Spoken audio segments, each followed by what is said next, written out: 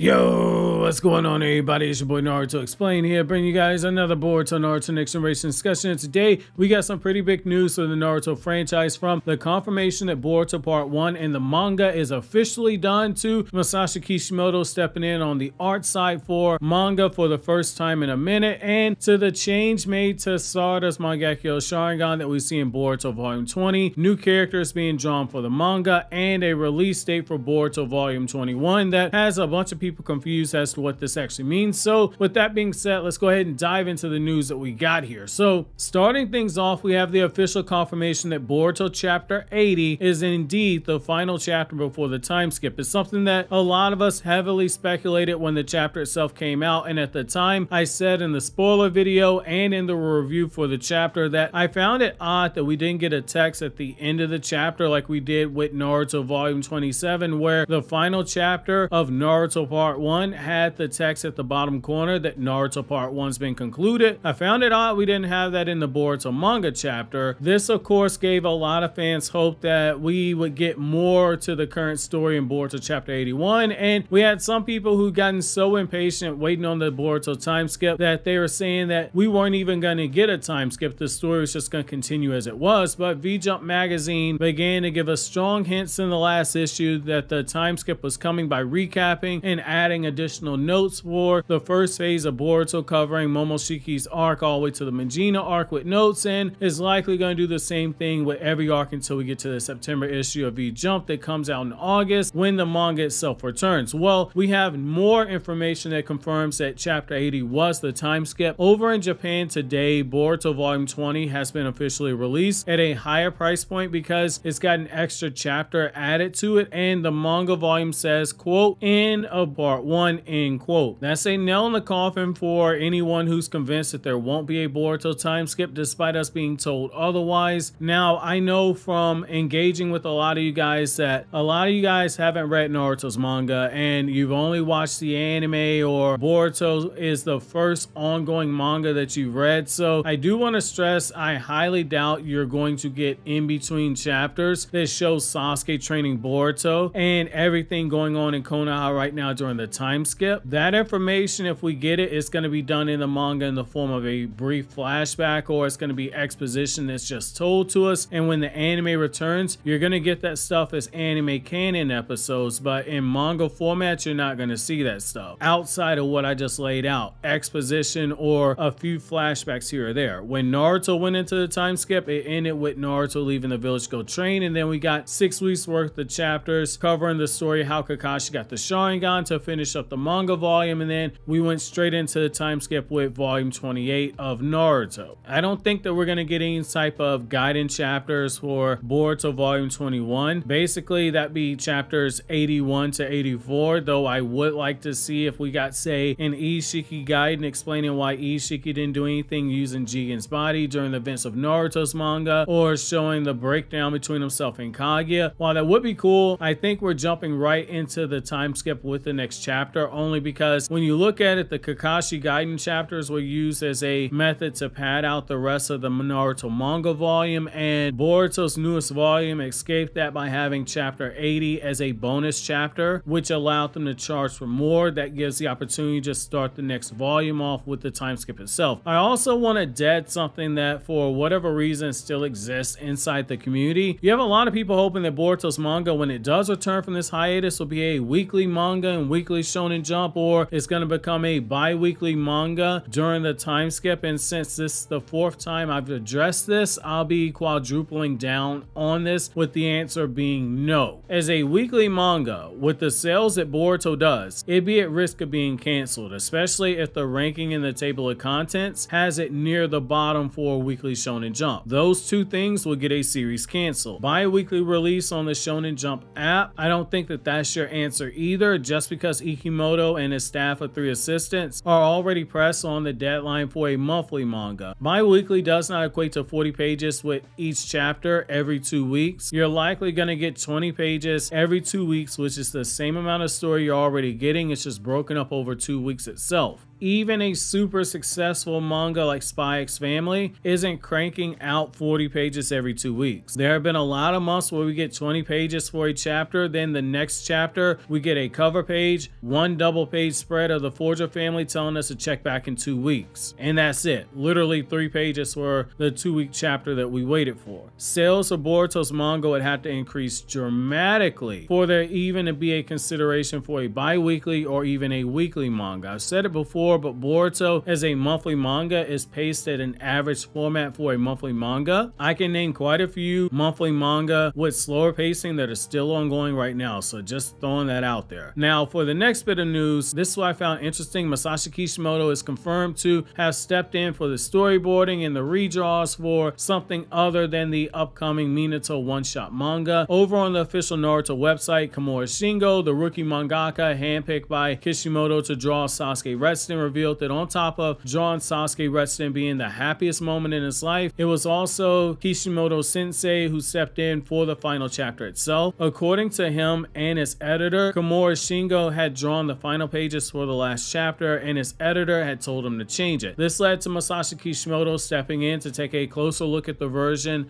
that the editor wanted published, and Kishimoto broke out the pen for the first time in a long time and he drew the layout, drew the storyboarding, and took over the compositing that we got in that final chapter for those last few pages, which ended up being exactly what Kimura Shingo had drawn, and it was what his editor originally told him was unfit for publishing, which led to his editor realizing his error and saying that he lost the trust of Kimura Shingo since what Kishimoto drew was identical to what was drawn by Kimura Shingo that he told him to scrap. We also have confirmation that Kishimoto stepped in to draw one more page in the Sasuke Redstone manga, though we don't know which page it was in particular. So it wasn't just the final pages where Sasuke and Sakura are at home and ending the manga itself with the two of them looking out the village, but there was one other instance where Kishimoto stepped in to take over some of the drawing and composition that we see. That really shouldn't be a shock. While reviewing the manga, the first thing I said was how the Redstone manga flow very similar to Naruto's manga, to a point where I called it a love letter to Kishimoto's art style and paneling. While Kimura Shingo drawing something similar to what Kishimoto ended up drawing for the final few pages made perfect sense. The big question for me is which page did Kishimoto redraw in the manga outside of this, because Kimura Shingo does such a good job of mimicking his art style. It's gonna be interesting to compare to the other page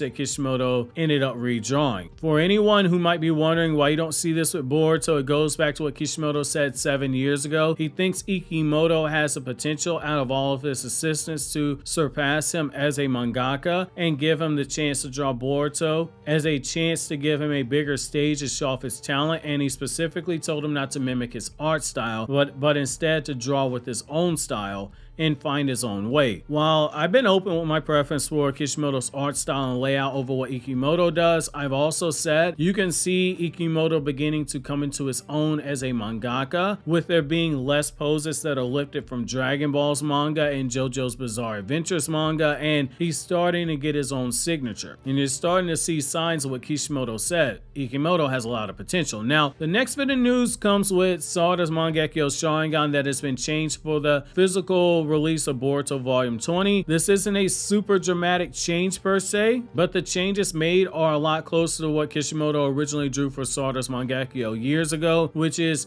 much thicker lines for the mangekyou pattern, in particular the triangles in the eye and more of a dark coloring added to the back of the eye as well. Corrections getting made for manga volumes, that's not uncommon. It's done quite a bit for small errors like Kakashi's Sharingan being in the wrong eye or not being in the eye at all, or Naruto's whiskers being missed, to big errors like Minato's face being on the Hokage monument when Obito was a part of Team Minato declaring he'd become the Hokage. This one was a welcome change. The thicker lines and the thicker triangles for the eye give it a lot more character. So whichever Kishimoto's assistants who corrected this, or even Kishimoto himself, hats off to them for this. Speaking of Kishimoto, we also have confirmation that Kishimoto is drawing new characters for Boruto's manga, but not in the way that you might be thinking. These new characters characters are continuing a trend of what he's been doing for a while now, which is taking fan-submitted designs for Shinobi and drawing them for the in-between pages for the physical volumes of Boruto's manga, which is really cool, especially considering the winner gets their Shinobi drawn and colored and sent to them by Kishimoto. Some of these character designs were even picked and redrawn by Kishimoto for the Himawari Academy arc in the anime, from the villain of that arc to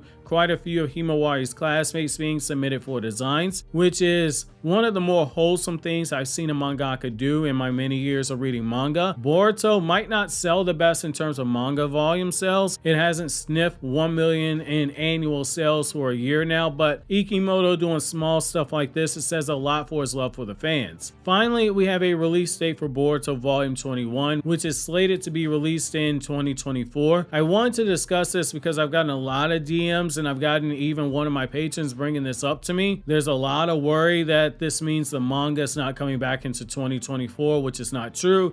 This is merely the manga volume, not the manga chapter itself. The manga itself is going to be returning in August of 2023 for the September issue of V-Jump magazine. The reason why the manga volume is listed for early 2024 release is because Boruto is a monthly manga. Each manga volume has 4 chapters per volume. We won't have enough chapters for the manga volume to even begin getting collected and undergo corrections until we get into November 2023.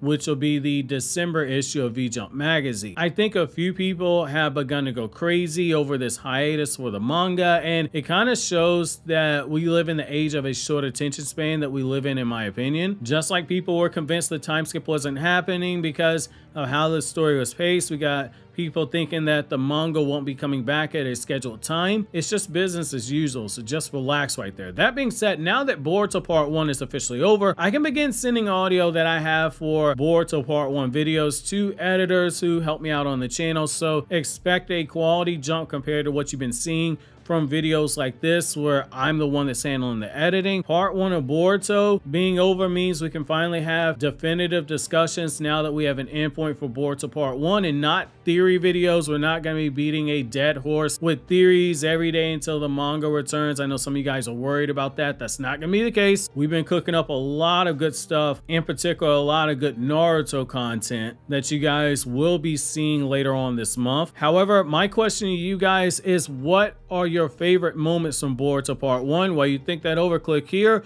to watch my 10 strongest demons from Demon Slayer ranked from weakest to strongest.